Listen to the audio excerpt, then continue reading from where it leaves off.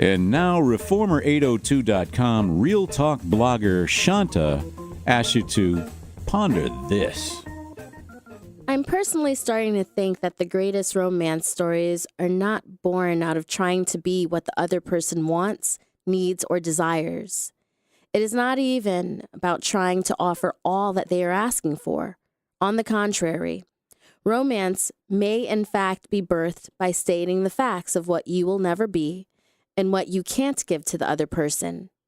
You know, the one in which the prince remained a frog and the princess does not have to do any kissing to get him to become, as he just remained, what he is. Where the search for the right fit into the slipper or the right bed became more about appreciating the imperfection of when things don't just all come together. Where the knight never promised to slay any dragons, yet he was still a hero because he was going to be a good battle partner as opposed to riding into battle alone.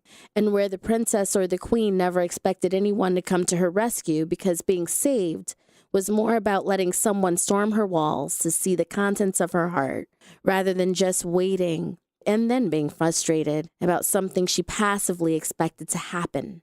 The whole point of this vignette or short piece was inspired by a recent conversation I had that encouraged a trip down memory lane of relationships past. The ones that stood out and felt most romantic, surprisingly, were not so much about the grand gestures that eventually had a crash and burn at the end of them, but it was about the moments that started out like this. Look, I can't promise you anything. Or men who would boldly tell me what they could not or were not going to be, as they offered up the most genuine and sincere part of themselves. What I read at the beginning of this sparked an online conversation about how we define and determine intimacy and the stories we let shape it.